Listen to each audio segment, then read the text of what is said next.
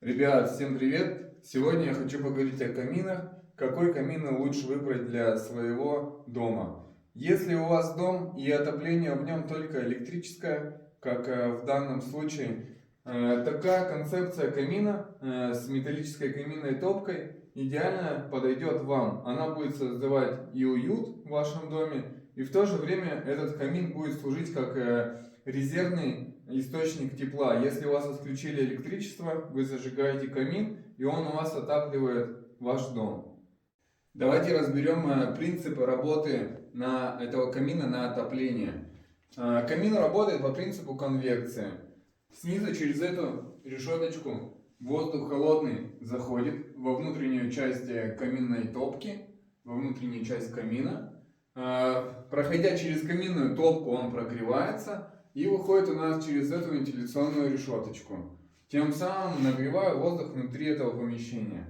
Также у этой каминной топки есть патрубки развода воздуха в другие помещения. То есть мы запитали от этого камина еще ванную комнату и спальню. То есть там также есть у нас такие же решеточки с регулировкой. Сейчас пойдемте я вам покажу. За счет этого мы можем пускать тепло в эти комнаты. То есть это самые основные комнаты, которые должны у нас быть теплыми. Итак, это зал у нас на первом этаже. Здесь стоит камин. Вот вам все покажу. Тут пока не прибрано. Стройка. Пойдемте наверх. Все. Тут у нас холл, комнаты.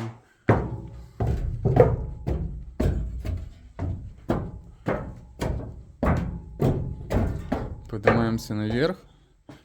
И здесь мы попадаем в ванную комнату. Вот наша решеточка на приток теплого воздуха. Это ее регулировка. То есть с помощью нее мы открываем, закрываем приток воздуха сюда. Также здесь у нас получается спальня. Проходит дымоход через перекрытие.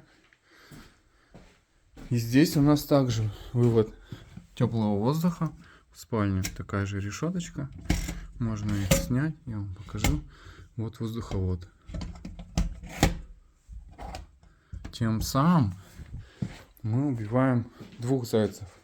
И внешний вид, и отопление дома. Давайте поговорим о внешнем виде камина. Его кубические формы обусловлены конструктивом каминной топки. То есть у нас есть конструктив топки. Для него нужно закладывать определенные высоты, определенные размеры, от которых мы в принципе и пляшем. Есть также конструктивные элементы, как вентиляционные решетки и система дымоходов и воздуховодов. Чтобы это все совместить воедино, мы, получается, обволакиваем их в такой кубический каркас.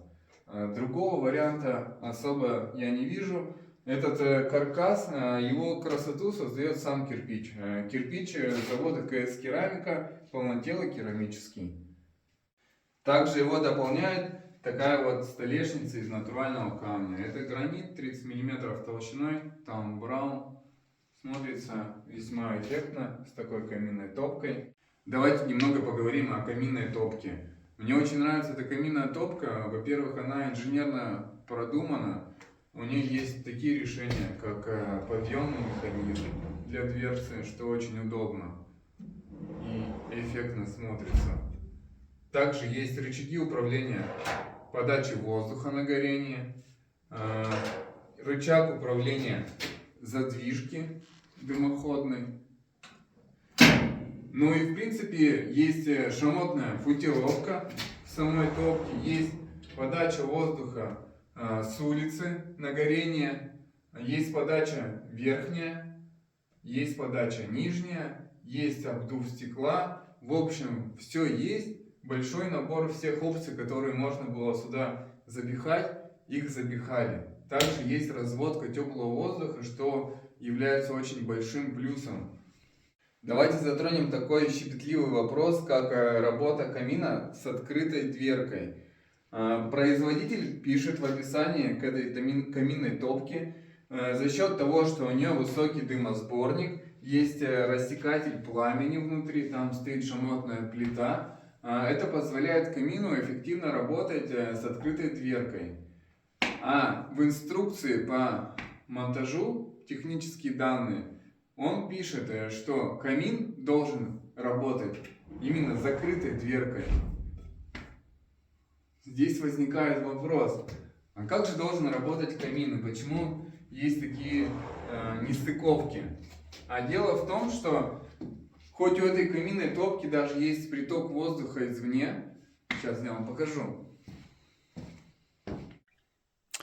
То есть вот патрубок у нас выходит на улицу. Пойдемте на улицу сходим.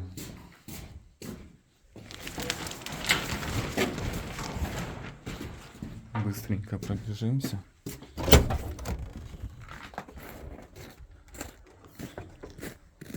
Вот сюда он выходит. Это наша приточка для камина. Сам домик, здесь пойдет дымоход. Сейчас потеплеет, и мы его поставим. Кстати, здесь с торца у нас установлена ручка регулировки притока воздуха извне. То есть там шибер стоит, и это вот заслонка. Так открыто, так закрыто. Такая нестыковка в описании говорит о том, что все эти системы в комплексе не могут обеспечить устойчивую работу каминной топки в разных условиях. Производитель заявляет, что подача воздуха извне обеспечивает надежную работу топки, но для меня это сомнительный аргумент. Когда мы подаем воздух на горение с улицы, у нас увеличивается интенсивность горения, соответственно, возрастает скорость выхода газов, увеличивается тяга и, соответственно, возрастает потребление воздуха в самом каминном зале. Это для камина не есть хорошо. А хорошо, когда мы ловим баланс между потреблением воздуха камином и притоком воздуха в каминный зал. Тогда у нас создаются идеальные условия для работы открытого камина. О балансе мы поговорим чуть позже. А условия, где устанавливается каминная топка, они разные. То есть разные помещения, разные дома. Поэтому и производитель делает такую ремарку в своих технических условиях. Итак, вернемся к выбору каминов. Эта концепция камина хороша в качестве резервного источника отопления и визуального источника красоты в вашем доме. Если вам нужен постоянный источник отопления, тогда вам нужна кирпичная печь-камин. Кирпичный открытый камин признан во всем мире неэффективным источником отопления. Уже более 50 лет в Европе отказались от открытых кирпичных каминов и стали как раз делать закрытые каминные топки.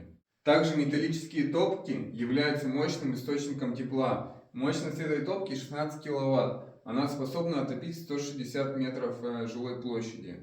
Если мы берем кирпичную конструкцию, кирпичную отопительную печь, то на 60 квадратов ставится одна печка для эффективной работы. Соответственно, на 160 квадратов нам нужно построить 3 печки. Сумма затрат несоизмерима с этой каминной топкой. А вообще в идеале поставить такой камин, и если вам нужен постоянный источник тепла, поставить еще отопительную печку. Тогда это будет суперское решение.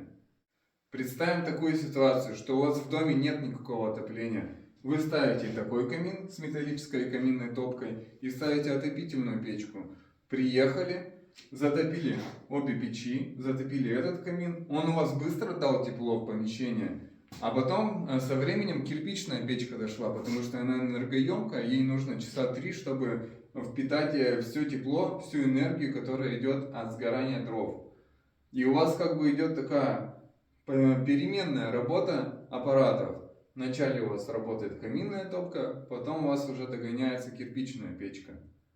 Если я себе когда-то буду строить дом, то я воспользуюсь именно этим вариантом. Сделаю 2 печи. Одна с металлической каминной топкой и вторая отопительная кирпичная печь. Надеюсь, вам эта информация была полезна. Хорошего вам дня.